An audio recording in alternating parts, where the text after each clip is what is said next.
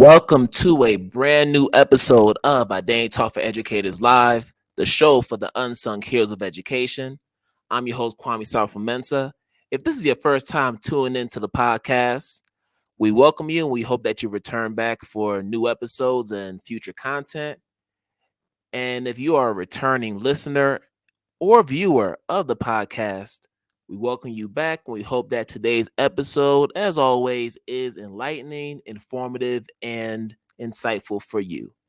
So before we get to the main event, if you are on YouTube, make sure you hit that red subscribe button so you can get notifications on future episodes of the IDTALK4ED Live podcast. And if you are listening from Apple Podcasts or any of those other streaming platforms, make sure you subscribe to the IDTALK4ED Live podcast and keep up with us as we continue to provide you with some quality content. Thank you kindly. So, main event today, we have a very, very special guest, and she is a sociologist. She's a critical race theorist, award-winning author. There are just too many things to describe today's guest. So I want to just go ahead and get right to it because we want to talk about her new book that's coming out, Rise Up, how you can join the fight against white supremacy, and just a whole bunch of other projects that she's engaging in right now. And I'm just excited for this conversation. So without further ado, I want to bring on Dr. Crystal Fleming to the podcast to talk with us about what she's been up to and just all of the projects she's doing. So yeah, let's get right in. Hey, hello. Hello. How we doing? I'm really glad to be in conversation with you today or tonight, depending on our time zones. But thank you so much for having me on the show. Yes, for sure.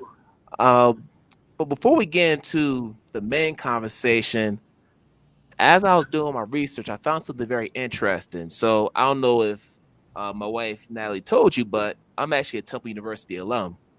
All right. So I spent a lot of time in Philly, and I know Yeah. that you grew up, out in the suburbs of Philly. So why don't you just tell us a little bit about yourself, your upbringing, and what ultimately brought you to where you are in the education field? I'm, I'm a professor, so I'm long-winded. So I'm going to try to keep my answers short. So I don't give you my whole life story, but give you some of the highlights, especially the Philly area tie-in. Speaking of Temple, my mom worked at Temple for a while when I was a kid. So I would, visit, I think it was Temple University Hospital. So I would visit the campus and hang out there. So I have fond memories of Temple.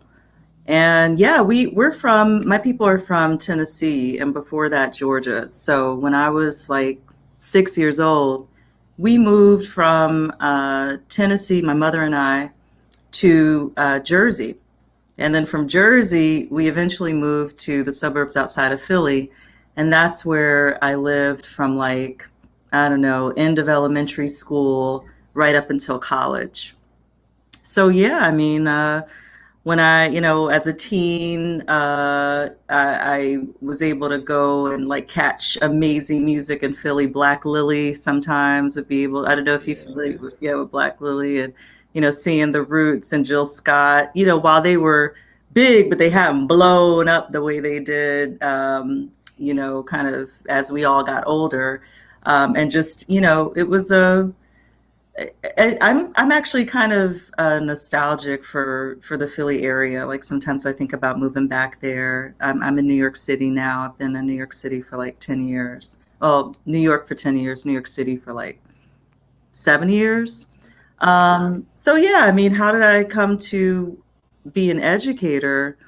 Um, Educators, the influence of my mother, but also the educators at every step of the way, public school, and then in private school, and then in college, who, for whatever reason, took me under their wing or went above and beyond and helped create opportunities for me to first flourish as a student and then begin to see the possibilities of what I could do, either with getting a PhD, which I'm the first person in my family to get a PhD. It was completely a foreign idea. It was a middle school teacher who told me and the class, like, I don't even remember what the impetus was for it, but he told everyone in the class, he was like, Crystal can go to Harvard. And I was like, I had no idea why he was saying that. And I did go to Harvard, and I in many ways, benefited educationally, but like W.B. Du Bois, I was very much at Harvard, but not of it.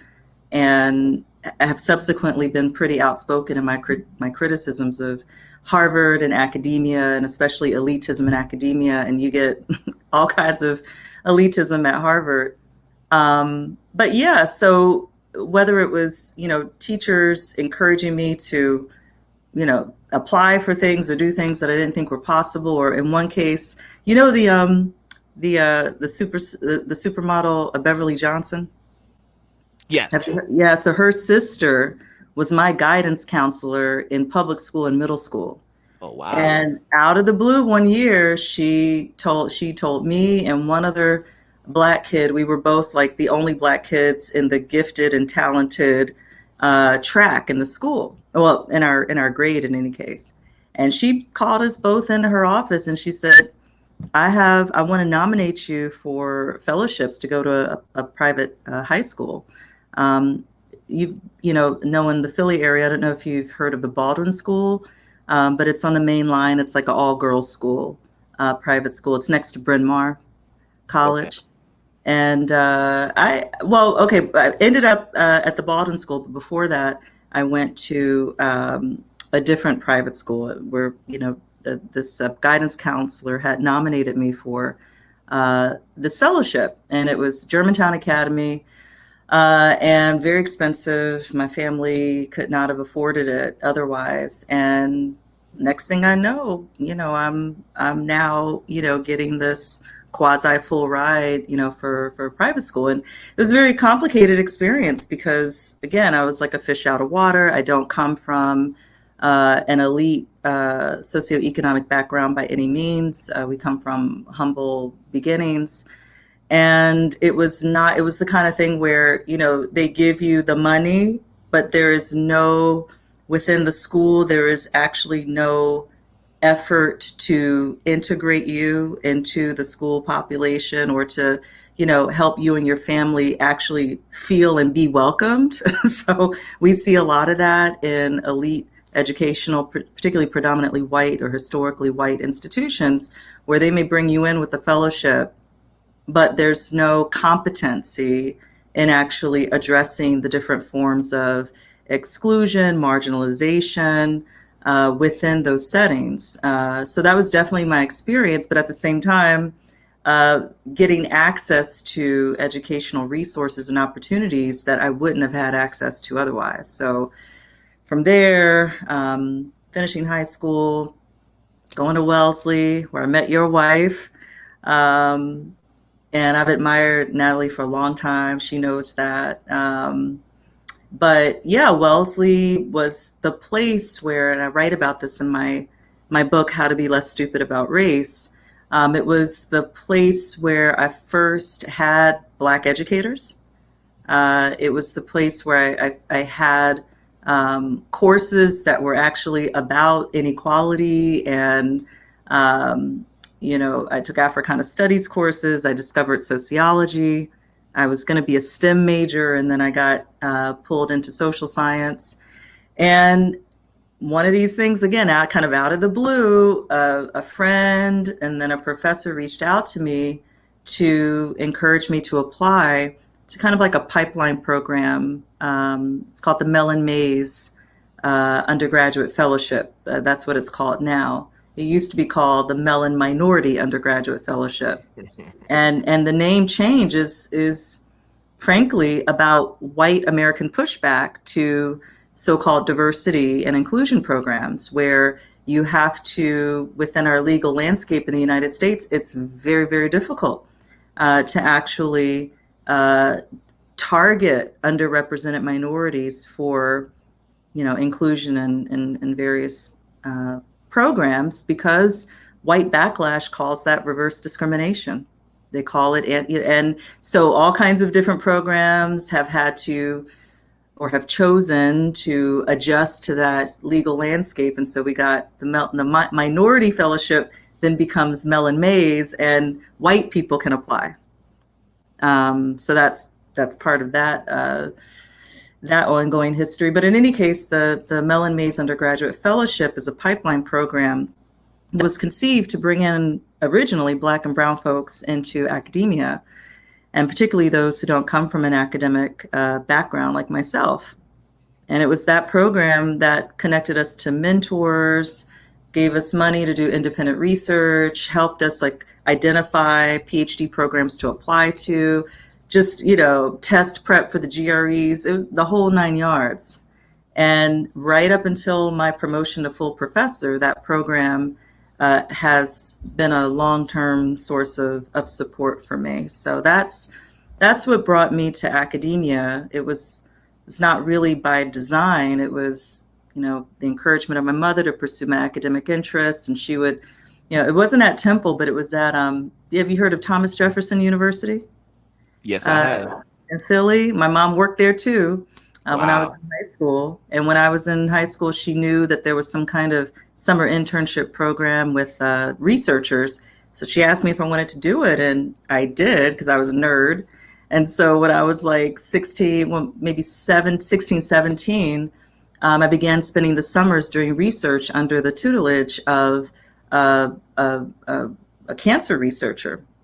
And it was a woman who had her own lab. So that's kind of what opened my eyes to, first, what's research, and women have PhDs and can, do research. And although it is very different from what I ended up doing as a sociologist, in some ways, there was a core of similarity in terms of learning the scientific method, learning how to do empirical research, learning a little bit about academic publishing, and kind of seeing a woman doing all of these things was very meaningful for me. So I said I would try not to be long-winded, but I failed, because I am. It's all good. It's all good. Spotlight's on you right now. But I do want to stay on Wellesley College for a second, because I find it ironic that Wellesley, of all places, was the place where you first encountered Black educators. So for those who don't know Wellesley, so my wife is an alum of Wellesley, as Crystal mentioned. And, Wellesley is a PWI. So you don't see a whole lot of melanin, in that space. Right. So I'm interested in knowing more about your experience there. Yeah. What was it like to socialize in that setting, and how did that influence the critical race work that you do today? Well, I graduated I started at Wellesley in 2000. That's when I graduated high school. And then, graduated in 2004. What made me enroll, first, it kind of goes back to, again, these serendipitous experiences I've had with educators who saw potential in me and wanted to go above and beyond to encourage and support that. So at the Baldwin School, where I was in high school for the last 2 years of high school, I had the opportunity to have a guidance counselor who helped me. It was a very small school. So my graduating class at Baldwin probably had, I think we might have been about 30 or 31 girls. And we just had a Zoom reunion during the pandemic. But all that to say, the guidance counselor was someone who, a white woman who saw some potential in me. She knew that, I didn't have a lot of academic, kind of understanding of the landscape of higher education, So she helped me decide where to apply. And then without me knowing, she knew which colleges I got into. And before she told me, she said, let's go on a tour. And so she drove me herself to visit like 3 or 4 different colleges. So we visited, and it was mainly in the Northeast, but we visited Wellesley, we visited Vassar, a few other colleges and universities. And so she arranged at each place for me to meet students, sit in on classes, meet the deans of students. And at Wellesley, they give you the brochures, and I saw, all these, people of color, and they, especially wanted to put the spotlight on Black and brown girls, and I, not having kind of a lot of knowledge about these things, I kind of took it at face value, and I thought, oh wow, they value diversity, and the campus, Kwame, imagine you may have been there. If Natalie has taken you there, have you seen the campus? Okay, I've been there for the 5-year okay, anniversaries, the celebration. So I've been there a couple times. So it's a beautiful campus.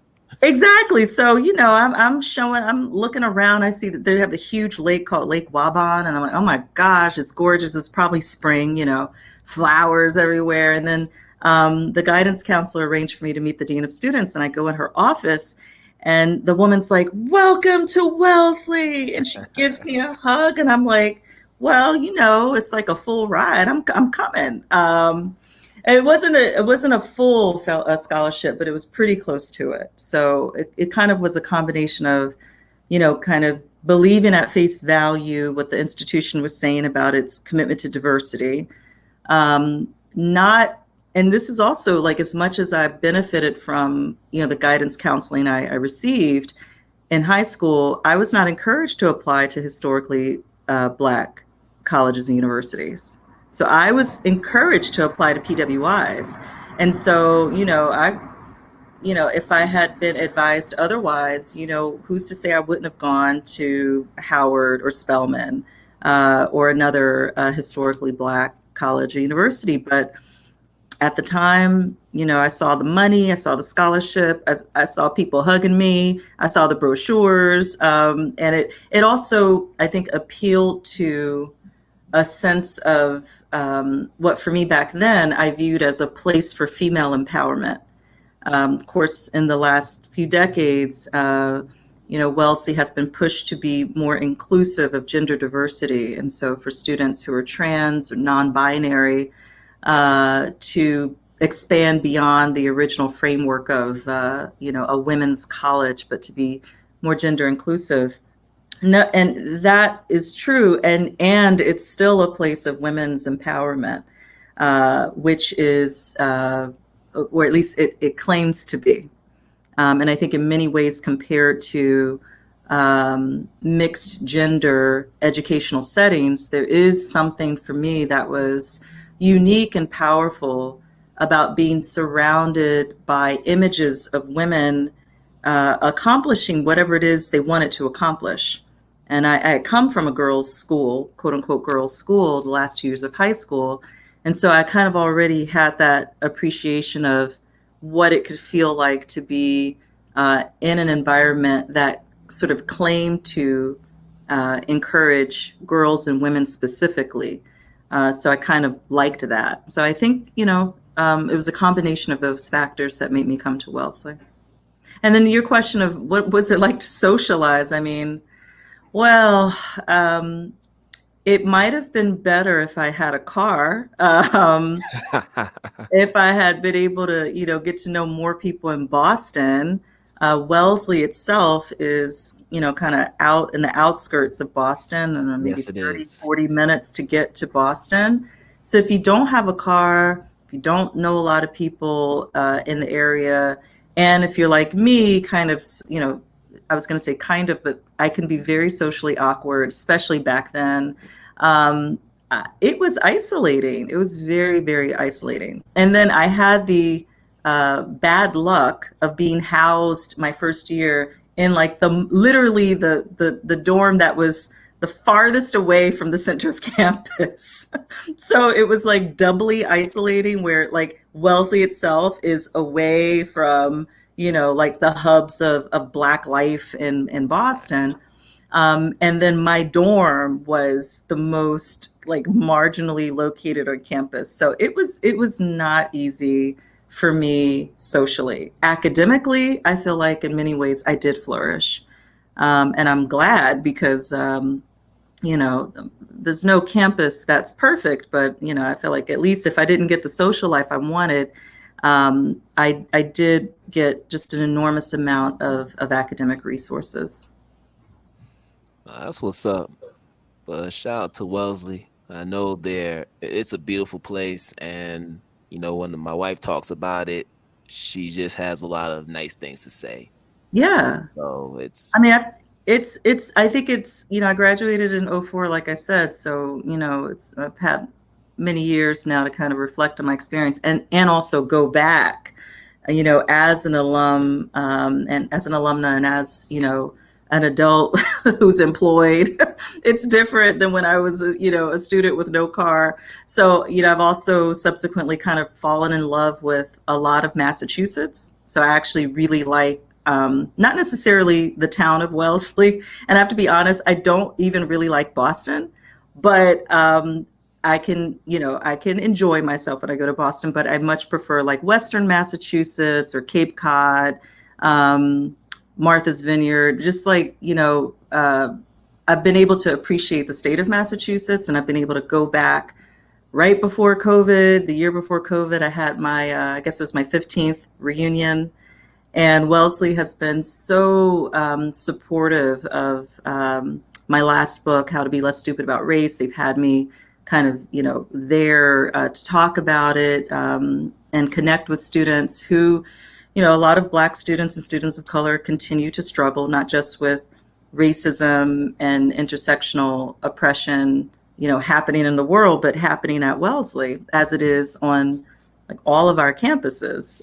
So to be able to connect with students and hopefully elevate some of their concerns and connect that back to the work that I do has been a very meaningful experience for me. Oh, for sure. So you do your undergrad at Wellesley, and you decide to embark on getting your doctorate, which you eventually get. So on this podcast, I've had a lot of Black women who are in the academia space Okay. come on to talk about their experiences and what it was like. And I've heard some very interesting stories about their journeys of, getting there and even still getting there as they're trying to attain tenure at their respective institutions. So I'm interested in knowing from you, being a queer Black woman in the space, what was your journey like to professorship, and what were some of the ups and downs that you experienced then and maybe still experience now as you're trying to still navigate the space? Thank you for that question. It's complicated. So how to begin? As a Black queer woman, I mean, there's a lot going on. So when I went to Harvard Yeah. for my PhD, finished that in 2011.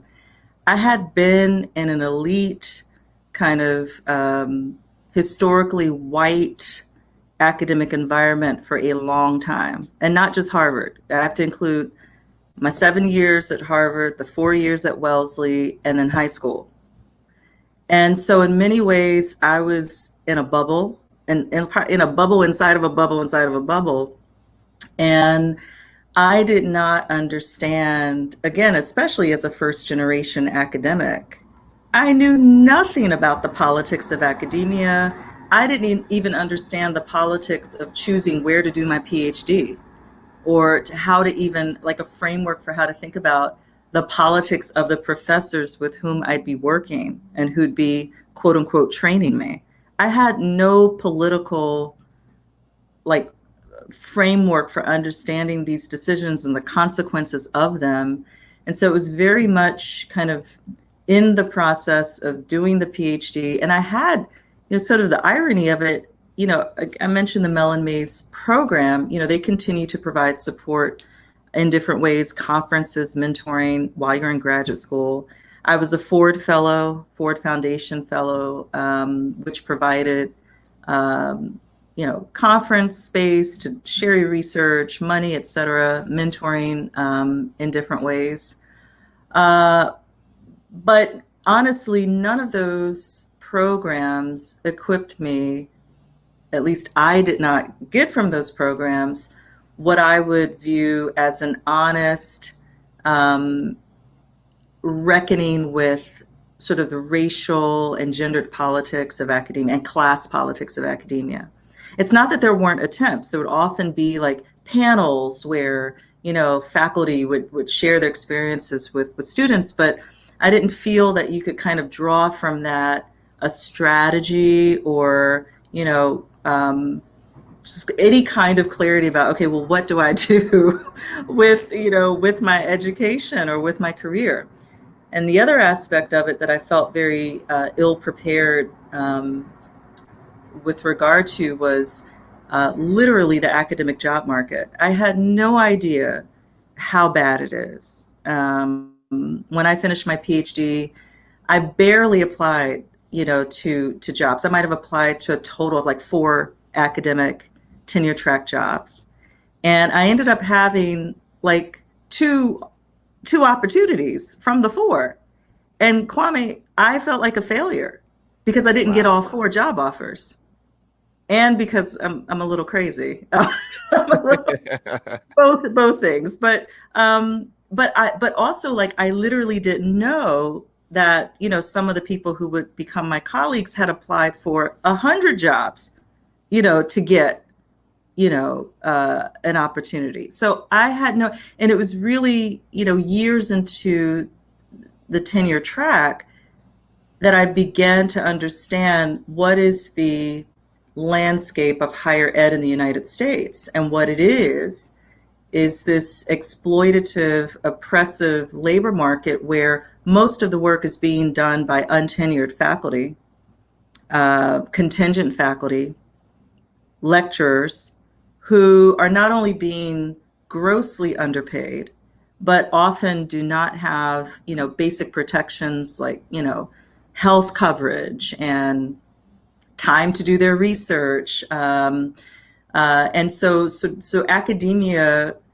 is propped up by the work of contingent faculty, the work of graduate students, and people like me who were not just tenure track, but then tenured and full professors. Like, those jobs are becoming over time a smaller and smaller share of all academic jobs. And we have every year more and more people getting PhDs for fewer and fewer tenured jobs or tenure track jobs. And that's by design, because that kind of exploitative labor market benefits universities. So that wasn't at all clear to me. No one explained that to me in graduate school. And so, I try as a faculty member and a mentor to be very honest with students, whether they're undergraduates or graduate students who are interested in doing a PhD, interested in doing research. I try to be, it's difficult because it's both this balancing act of being honest about the landscape, but also available to help someone develop a strategy if they want to pursue this thing. These are the challenges, but this is how, you might go about pursuing your goals and being aware of the challenges and attempting to overcome them. So, yeah, I mean, my own ups and downs, it's hard to say. I, as a student, experienced sexual harassment from older professors, and not even necessarily at my institution. I mean, I've been recently outspoken about one case in particular. I'm not going to name this famous academic who has become known for their problematic behavior. But yeah, I mean, as a student, you can experience all kinds of toxic dynamics of academia. And then as a faculty member, also having to navigate different forms of harassment, whether it's racial harassment, sexual harassment, the institutional failures to address harm as it's done, not just to faculty, but to staff and students.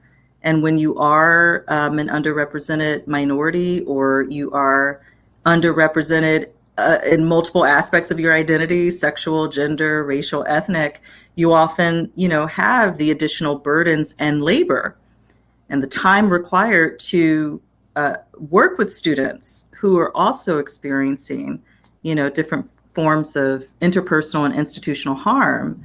And that takes a toll. It takes a toll on, your mental health, which is connected to your physical health. It takes a toll on how much time you have to do other things like your research and your teaching. And it's often unrecognized labor.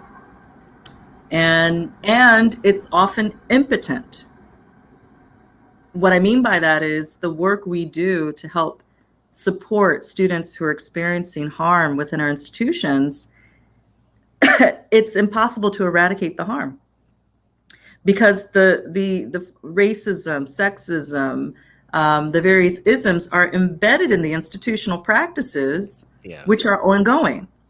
So there's also that. It's the suffering that can come from knowing that as much as you're trying to help students or trying to help yourself or faculty who come to you, that it is inexhaustible, the amount of work there is to be done.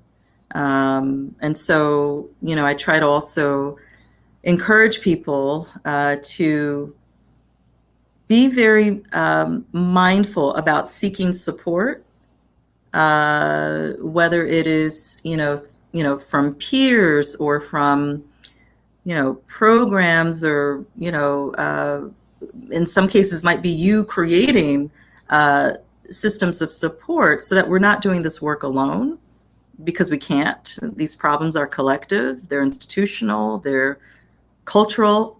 And so, it's important to resist the isolation of academia. And I think, the Audre Lorde quote, "Your silence will not protect you," is an important one. And I have been outspoken, not about everything I experience, because that's almost impossible, but strategically outspoken in ways that I hope are helpful and can help, sort of create a more honest acknowledgement of the challenges that we face in academia and beyond it.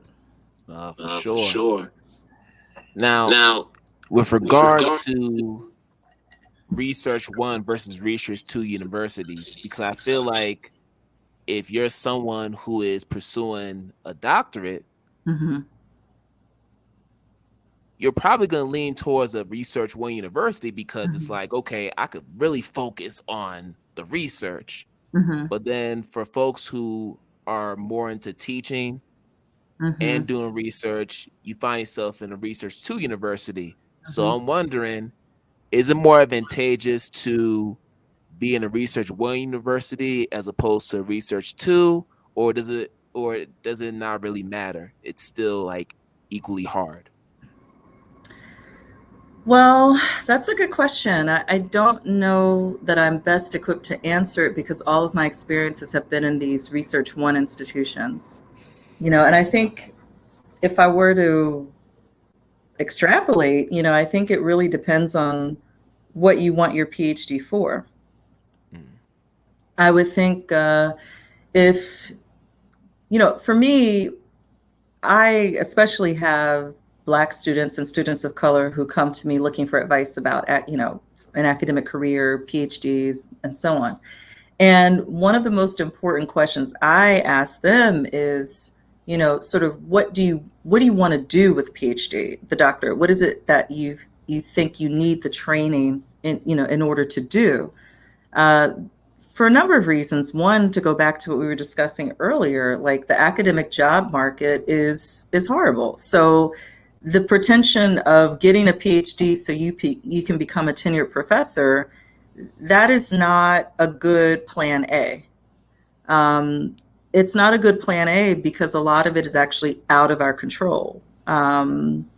It's there, and what we know is happening again is that the share of the job market that those jobs represent is getting smaller and smaller and smaller every year. So to commit yourself to a 5, 6, 7, 8 year process to get a PhD, and your only goal is to become a tenured professor doing research, I think is a very unwise thing to do. So I try to equip students or prospective PhDs with a really broad way of thinking about the kind of impact they'd like to make, whether it's as an educator or a researcher, and thinking about ways of, not just like literally marketing yourself, but making a positive impact in the world beyond the ivory tower. Because, and there are some people who want to do research and write things that, 30 people read. How many people are going to read your PhD dissertation? Very few people. Beyond your committee of 4 or 5, again, maybe 25 people are going to read the average PhD dissertation. And then how many people are going to read the academic book that might be written from that? Again, the averages are looking at a couple of hundred people read an academic book, which for some people, that's all they want. They don't care. They don't care about, having a wide readership. But for prospective PhDs who are looking, to make an impact beyond the academic and to reach more people, I think it's important to be very broad-minded about what educating looks like, what sharing your research looks like, or thinking about if there are policy implications to what you want to do, that maybe you could be involved in policy work if you're interested in activism, or if you'd like to be involved in advising community organizations or creating such organizations, being active in the nonprofit world, or if you want to be an independent researcher and self-publish or publish in a non-traditional way. If you want to involve blogging and the internet as a means of disseminating knowledge, there are all kinds of ways that you can potentially do all of those things with or without a PhD. And I try to help people think that through, because your idea of being an educator in academia might work out, but you could get tenured and become a full professor and decide, I don't want to do this either. We're never, we're not locked into our careers. And that's something I remind myself every day. I can walk away at any moment. And so the other thing I also really encourage people to think about is financial and economic independence from any one particular institution. Because if your career plan involves you being economically dependent on one university, then that, is a really dangerous proposition for a Black person, a brown person, an Indigenous person, a queer person, a woman, frankly, even white men. I mean, I don't know if you're a white man in this day and age and you're putting all your eggs in one institutional basket with all of the harms that can involve. That's a dangerous proposition. But I think, again, that message for me is particularly salient for those of us who have been and continue to be systematically marginalized. For sure. And I think I agree with everything that you're saying. But I also know that in the academia space, there's a certain idea of what scholarship is. Absolutely. Right. And it's a very Narrow. Eurocentric idea Mm-hmm. of what it is. And as a result, it prevents some of the most brilliant minds in the space, Yes. black and brown people, right, from getting tenure Yep. because of the way they decide to display their scholarship.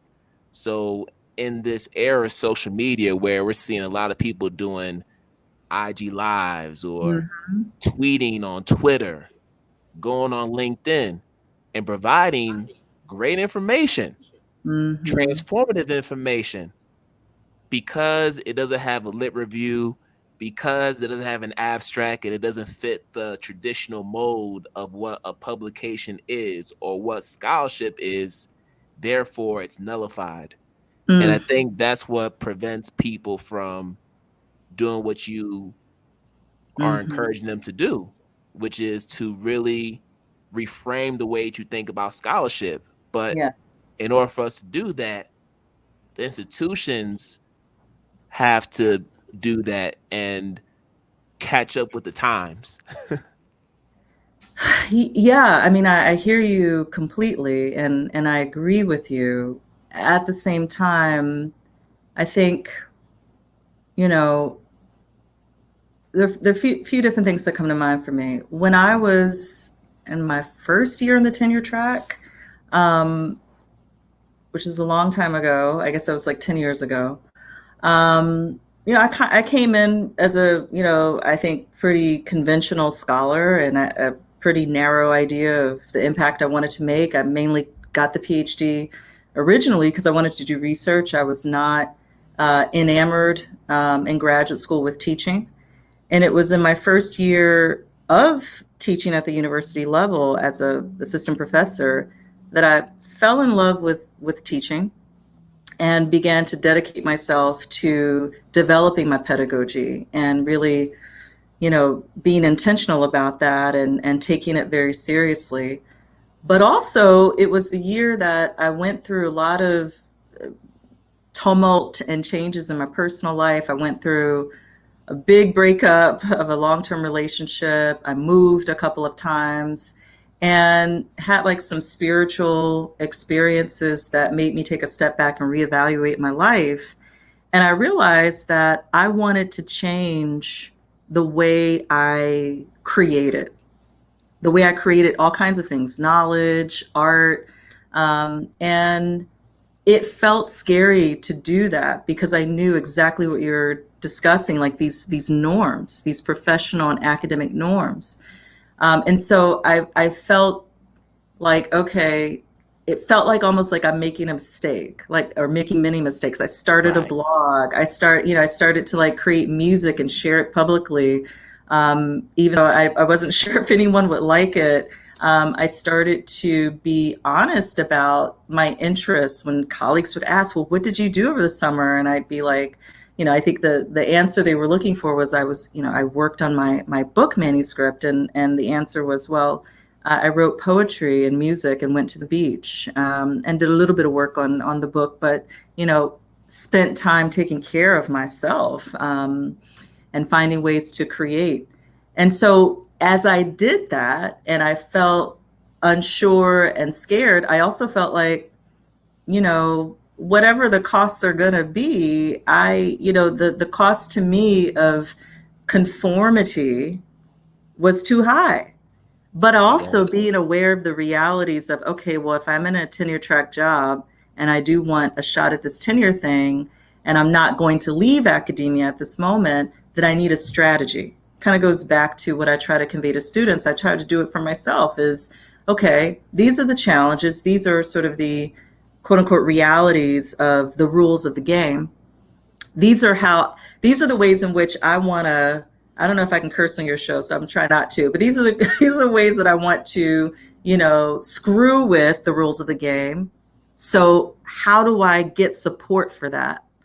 And that process is not always straightforward. You may not know what kinds of you may not know if the support you're looking for exists, but you will never find it if you don't publicly convey or communicate in some way what your values are, what you're trying to do, And so, kind of in this haphazard way, but with a little bit of strategy to it, I started to, you know, put it out there where, yes, I'm an academic, but I have these spiritual interests, I have these artistic interests, I have these philosophical interests and political interests.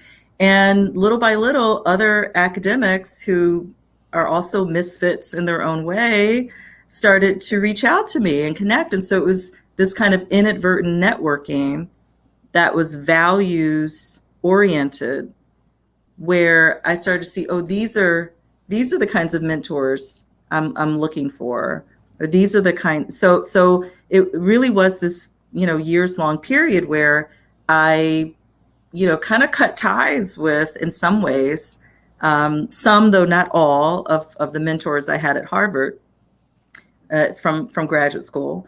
And I assembled a new team of supporters with whom I shared, a perhaps unconventional or non-dominant, idea of the kind of impact I wanted to make as a scholar and as an educator and researcher. And those relations, and it was surprising to me because some of these new mentors, they were not marginal scholars. I mean, they might have been marginalized because they were women or Black folks or people of color, but they had leading positions in the field of sociology. And I think the more folks, kind of take the risk of being honest about what it is you want, the kind of impact you want to make, even if and I think it's actually important to know, oh, well, what I want to do is unconventional and might be stigmatized or denigrated or put down by folks who hold a narrow or more, the dominant conception or Eurocentric conception of, research or scholarship. But there are folks we are not the only ones who have an alternative vision. So it's about finding other people who share some of your vision and can support that and help you, again, kind of go about doing what it is you want to do, particularly if it deviates from the norm. So that's kind of been the story of my career up until this point.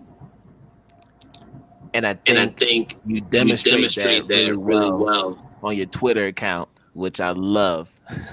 I always love watching your feeds and just your takes on different things, because you let people know that, hey, I'm not just writing manuscripts and publications. Like, I have other interests as well. And I feel like there are a lot of other academics who are doing the same thing. Uh-huh. And really humanizing themselves and letting people know that, hey, like, there are many dimensions to who we are, Right. and what we can do and like to do. Yeah. Well, thank you about mentioning my Twitter.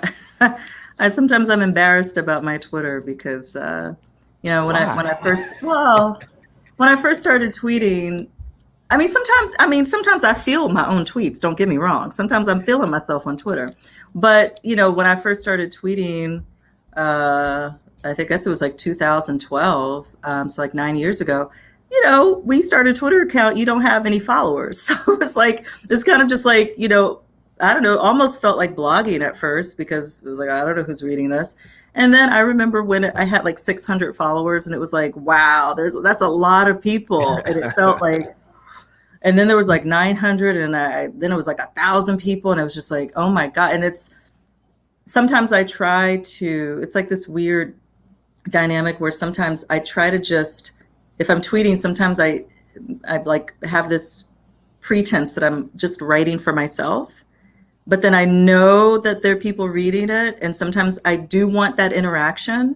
But when I meet people and they're like, oh, I read your Twitter. And I remember one time I was on a plane and a flight attendant was like, oh, I know you from Twitter. And I was like, oh my God, like just to know that people are actually reading it is weird. I don't know how to describe it, but I'm glad that you appreciate some of what I put out there. That does mean a lot to me. Thank you. Right, because I think people just need to see the vulnerability, because when they look at people in academia, they think, wow, they're superheroes. They're so bright, they're brilliant. And it's like you have to always perform Right. to uphold that reputation. So when you're able to show those those moments of vulnerability, where you may not be feeling yourself, Mm-hmm. or you're down yourself and that imposter syndrome creeps in Mm-hmm. from time Mm-hmm. to time. I Absolutely. think people just need to see that, to let you know that, hey, we're not saviors. We don't know everything. Yes, we're researchers and, we study a lot of things, but sometimes we don't know what to say, and Right. that's okay. Yeah, I mean, vulnerability. Yeah, I've had people share that with me, that they appreciate my attempts at vulnerability. Um, I remember actually recently, um, a legit superstar scholar, sister scholar, reached out to me privately to say that she had just started therapy, a Black woman scholar, for the first time in her life. And she's older than I am. And I'm turning 40 this year. And she thanked me because she said, it was you.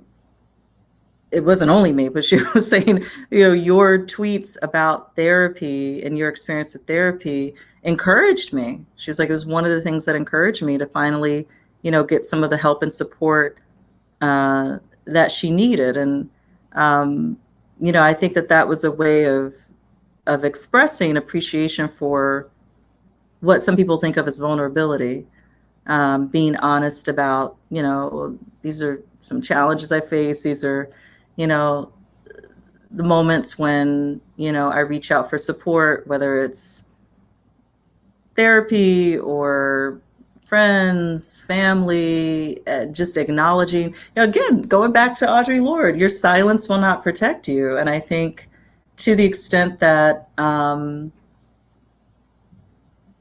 I think vulnerability, like, that could be its own podcast episode. So I'm gonna try to rein this in. But what I want to say about that is, I've had to learn over the years, both in my personal life and in my public writing, like how to, especially because like the book I wrote, How to Be Less Stupid About Race, also involves elements of memoir. So I'm like sharing things from my experience or even my relationship with my partner. And over the years, I've had to really think about um, vulnerability with appropriate boundaries. And I think that is an ongoing challenge of social media that I've experienced, but also that I see lots of people struggling with. And, whether it's sort of oversharing or sharing without regard to, how you're going to feel if you put certain things in the public sphere, and there's a, as there often is on the internet, some kind of, harsh or uncaring reaction. Like, we have to also honor ourselves and our boundaries, and not sacrifice the concept of privacy. It's, so I think that's also a big cultural element that is characteristic of these modern times, where due to surveillance capitalism, which is a term that economic theorist Shoshana Zuboff uses in her work. I mean, literally the existence of these social media companies and technologies that kind of invite folks to just share everything about their lives. I think we have to be very careful and intentional about how we engage these technologies and what we share, so that we're also taking care of ourselves, if that makes sense. Makes perfect sense, especially if you are in academia, Yeah, because universities watch your social media accounts. absolutely. They Absolutely. definitely watch them. So, that's why you have to be very um, mindful of what words you say, and the choice of language that you use to describe how you're feeling, Right. and and what's going on in the world. But I do want to switch gears, because I can't have you here and not talk about critical race theory. I have to Oh, talk a little bit about that, a little bit. sure. So I already know how you feel about critical race theory. You have a whole chapter on it in How to Be Less Stupid About Race. Hmm. So I know how you feel about it.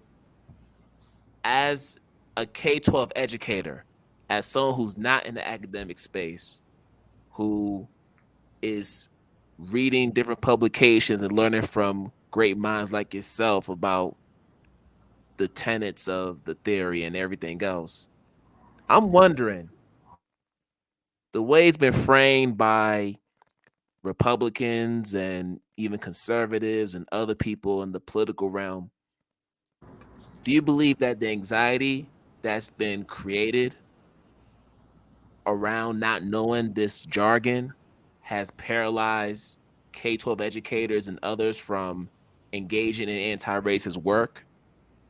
Because I feel like language is so powerful, and Hmm. sometimes people feel like, if I don't know what this term is, if I Hmm. don't know what, for instance, interest convergence is, or Hmm. what counter narratives are, Hmm. like, I'm way behind. But in reality, you may be engaged in that work already. You just didn't know that there was an actual term for what you were doing.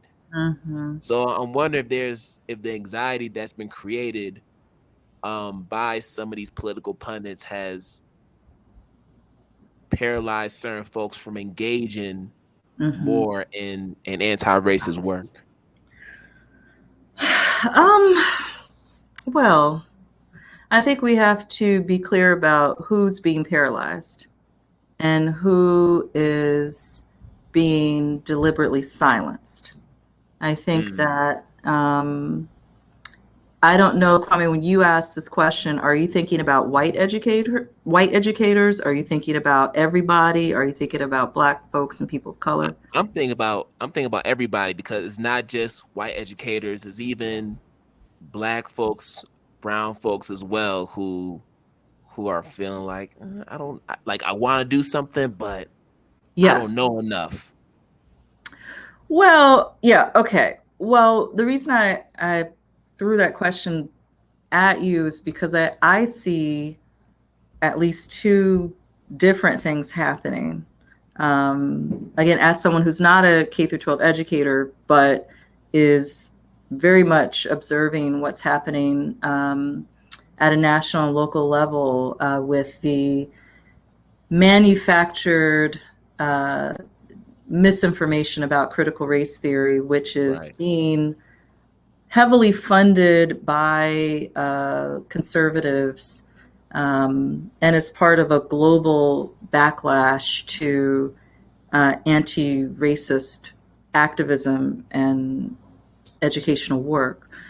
So part of what I see is that there are educators, including white educators, but there are Black and brown educators, principals, administrators, who are being targeted and silenced by this, or the attempt is to silence them with attacks on anti-racist education. And I'm also seeing white educators, but I would not exempt Black and brown educators from this as well, but I'm going to focus mainly on white educators.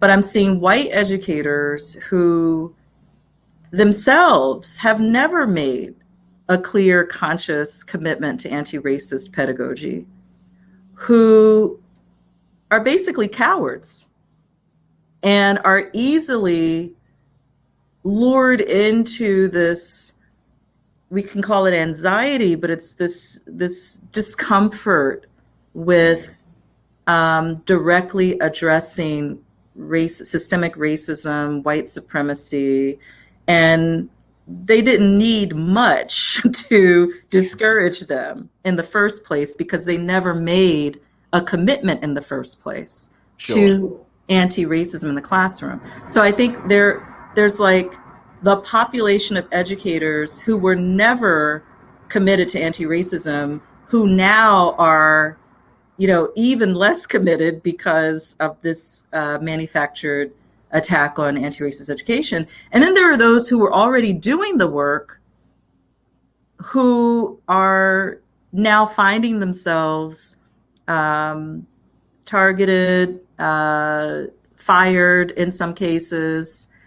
Thinking of there was a principal in I can't remember which southern state, but just like a week ago, the school board voted to not renew his contract because he had simply acknowledged the existence of racism in a letter he wrote last year in 2020, Wow. in the midst of, the resurgence of Black Lives Matter activism and so on. And there have been some white educators too who are already doing the work who are then being targeted. So I do want to draw a firm distinction between, educators who never made the commitment, who are now kind of like, well, and then those who were doing the work and are now having to fight to do the work they were already doing.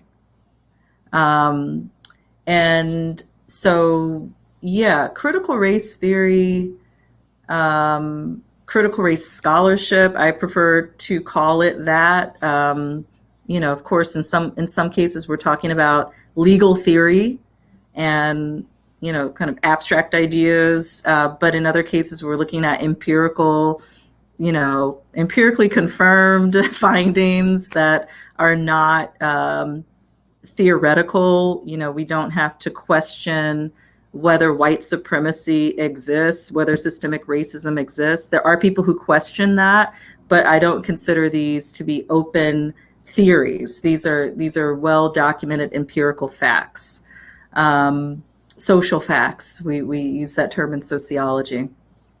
But yeah, I mean, we're dealing with a very well funded backlash that is. It is, trying to choose my words here, but I guess I'll just keep it 100. The fact that people all over the country, I think there's like half of the states in the US have bills that are, being debated that could, make it illegal to acknowledge that systemic racism exists. That is such a searing indictment of democracy in this country. It is the resurgence of a kind of McCarthyism, a white supremacist McCarthyism that aims to make it impossible to acknowledge reality, to acknowledge the realities of racism and inequality. And it's not even just racism. It's also, we look at Trump's executive order last year, which targeted critical race theory, but also targeted diversity and inclusion initiatives, as well as work around sexism. Right. The effort, again, is to make it illegal to acknowledge reality. And if that's what we're dealing with in half of our states, at least in 2021, it is abysmally, unfathomably bad. It is the, kind of clear evidence that we do not live in a functioning democracy. W.B. Du Bois, like more than 60 years ago, said that democracy is dead in the United States. And again, if we're like literally debating whether we can acknowledge that racism and sexism exists, it's an abysmal situation, and very, very serious one. Yeah, and this is a prime example of the epistemology of ignorance. Yes. What's going on right now? This is part of the white supremacist playbook, if you will. Absolutely. And I think, go ahead. I'm sorry. Go No, ahead. please, continue. Yeah, I was just saying, because there's a threatening of that hierarchical structure, right, that maintains whiteness. That's why we are getting the reaction that we're getting right now, more than ever. Because they realize, they're getting close. They're getting too close. We got to hold on to these reins. Yeah, I mean, you use that that phrase, the epistemology of ignorance, which is so powerful. This is a concept that was coined by critical race philosopher Charles Mills. Dr. Mills just passed away a few days ago. Oh. And as I write about in How to Be Less Stupid About Race, it was one lecture from Charles Mills that he gave in, I think it was 2012. He was invited to Stony Brook University, which is where I currently work. And he was invited to talk about his groundbreaking book, The Racial Contract, which had come out in the late 90s. And he, of course, published other books, groundbreaking critical race scholarship in philosophy.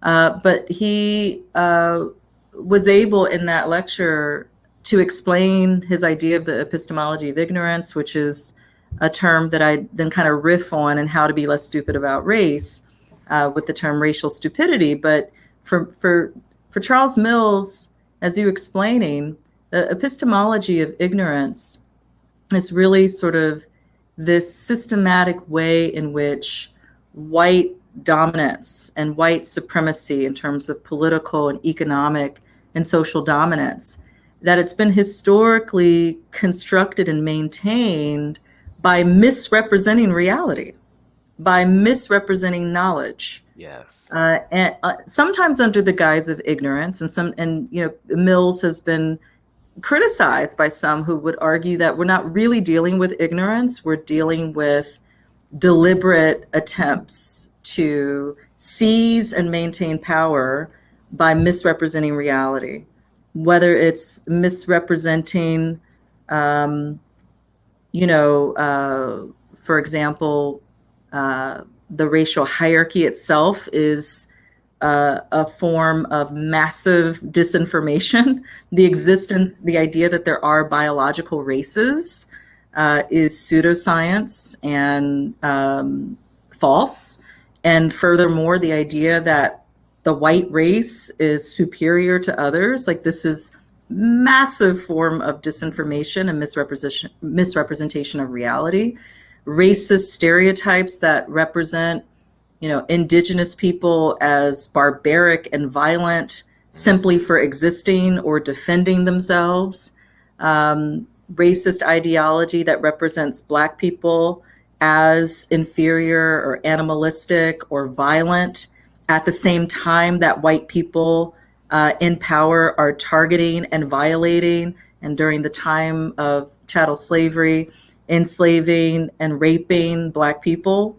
But it's Black people who get represented as, these inferior beings who are also somehow responsible for their oppression because they're inferior. Like the entire ideology of anti-Blackness, which is born in this cauldron of white supremacy and slavery and colonization, it is a misrepresentation of reality, to say the least, and extraordinarily violent and harmful. And so Mills' work around sort of unveiling this epistemological aspect of white supremacy has been hugely influential, not just in philosophy, but in, critical race scholarship more broadly. And I'm just one of many scholars who, outside of philosophy, have been influenced by his work. And I was really, really honored to have a chance to thank him multiple times over the years for the influence of his work on mine. And I'll, be forever grateful that just 2 years ago, when I was on tour for How to Be Less Stupid About Race before COVID, he so generously joined me in conversation at the New York Public Library to talk about all of this, to talk about critical race scholarship and, the influence of his work and what I was trying to do in my book. And it was kind of right on the eve, the following year, we had that executive order and, and so on and so forth. Wow. But rest in power, Dr. Mills. Absolutely, Rest absolutely. in power. And this is why we need to rise up to address these challenges and these forces that are being imposed on us. So let's talk about Rise Up, the Yeah. new book. So So, so in the past, you've written a lot of books that are mainly for academia space. That fair mhm. to say? So this is actually your first young adult nonfiction book. So this is new territory for you. I want to know what inspired you to target young people for this new book, and how is it different from the other books you've written in the past? So, to be honest, it was really when my publisher, Henry Holt for Young Readers, and my lit agent kind of came to me with the idea of whether I'd be interested in writing for young people about anti-racism. That was when I thought about it for the first time seriously. Prior to that, I'd been on tour for How to Be Less Stupid About Race. And I did have a lot of conversations with K through 12 educators as well as parents who were wondering, well, okay, as we ourselves become more educated about the history and sociology of white supremacy and anti-racism, how do we translate some of this to young folks, whether it's in the classroom or at home? And, so these questions had kind of been percolating for me for some time, but I had not thought that I would write a YA nonfiction book about it. But when the opportunity was brought to me, I thought, well, this could be an opportunity to, kind of approach this challenge of distilling very complex ideas and history into an accessible format for people even younger than the age I'm normally used to writing for. But also, I was excited about being able to address this readership with maybe less of the frustrations I encounter when I'm addressing racism and anti-racism with adults. So sometimes, I can find myself again, just frankly frustrated with, to go back to the epistemology of ignorance, that we were bringing up earlier, Kwame, but as well-meaning as many adults can be on their anti-racist journey, sometimes the questions that we still get or the level of ignorance that we're still dealing with among adults, for me, is just, it's not just frustrating, it's offensive. And so, recently I gave a talk for educators about CRT. I was on a panel with other scholars who do critical race work. And somebody, an educator who I know I think was well-meaning, but they asked a question that was like, well, what do we say to explain why we should teach the history of racism? And, it's just impossible for me to think that you have lived your life as an adult until 2021, that you lived through 2020. You probably watched the video of George Floyd being lynched for over 8 minutes. You have every reason in the world to have an answer to that question, but you're asking me to answer it for you. That's unacceptable. I can deal with folks who are already doing the work, or already, trying to understand, well, how do we deal with the backlash? How do we advance strategically the project of anti-racist pedagogy and anti-racist work? But if you're like a blank slate, and as an adult asking me that question, I can't deal with it. So, At this but point in for time, no, wow. but for young folks, I think there's an opportunity, at least for me as a writer, as an educator, there was an opportunity for me to approach it. Well, how could I write a book that I wish I had had as a young person? And understanding that our educational institutions are often, dealing with curricula that have historically excluded the knowledge and the voices of Black people and Indigenous people and people of color. That if I could, make a modest contribution with this book, and that hopefully it could be a teaching tool, but not just one that would teach about the history of racism, but one that would teach about the history of anti-racism, and not just anti-racism in the past, but the work that's being done now, intergenerational work that's still being done, led by ordinary folks and people in the community and organizers and activists and youth, that could be inspiring. And it was inspiring for me. And I did a ton of research for it over the couple of years that I wrote the book. There are almost 400 endnotes in the, I think there's almost as many endnotes in Rise Up as there are in my dissertation, because I wanted to also, give the readers a lot of resources for their continued learning. Obviously, my book is just one of many resources. So that's what inspired me to write the book in the way that I did. And, frankly, it was very difficult to finish with all that was happening and is still happening in 2020. I think I was supposed to turn in the manuscript in like 2019, and it ended up, well, I think early 2020 was the original deadline, and I turned it in to my publisher in early 2021.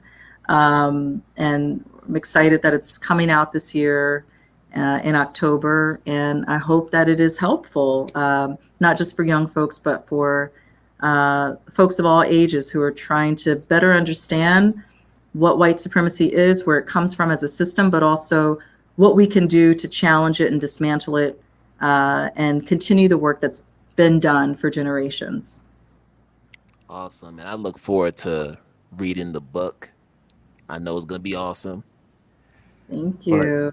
But Crystal, thank you so much for coming on to the podcast. This has been, a great conversation. And I just have to do one very quick lightning round. This will be the quickest one in the history of the podcast for sure. Okay. All right. And we know that you are a Trekkie. You love you some Star Trek, right? I do. I love Star Trek. On the podcast, I like to do a game called Start Bench Cut. So I have 3 shows in the Star Trek series, and you have to start one of the shows, bench one of the shows, and cut one. So here are my 3. So here are my 3 shows. Let's see if I've seen all 3. I might not have. Well, so we have Star Trek, The Next Generation. There's Star Trek, the original series, so with William Shatner, Larry Nimoy, and crew.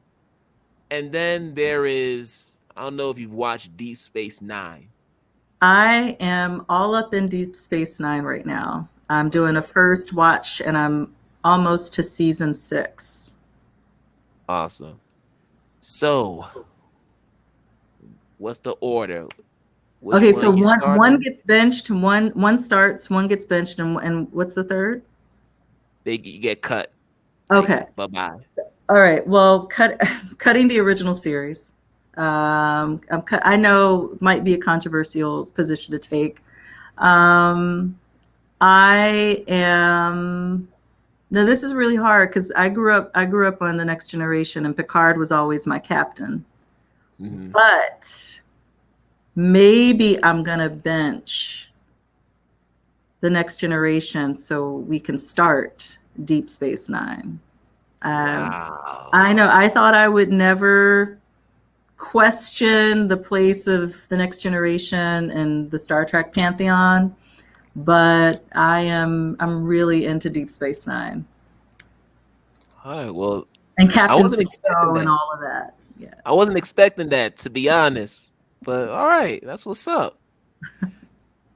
But Crystal, thank you again, and please let people know how they can connect with you on social media, and also you could just share your website as well, so they can learn more about your work and all the great things you're doing. Sure. Well, you can find me often on Twitter, and my Twitter handle is always the self. Always the self. If you ever want to know what that means, holler at me on Twitter. But it has kind of philosophical and spiritual significance for me. And you can learn more about my work on my website, crystalfleming.com, www.crystalfleming.com. 1M in the Fleming, just like you see on your screen here. But I just want to thank you again, Kwame, for having me on your show and just having an opportunity to dialogue with you. I really enjoyed connecting and discussing everything we've discussed. And shout out to Natalie. Please say hello to your wife for me. But it's been great chatting with you. Yes, and I'll be sure to share those greetings with her. And thank you again. And I just wish you a good rest of your Sunday. Thank you. You as well, Kwame. Take good care.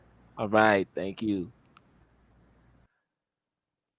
All right, y'all. So we're about to end another episode of Identity Talk for Educators Live.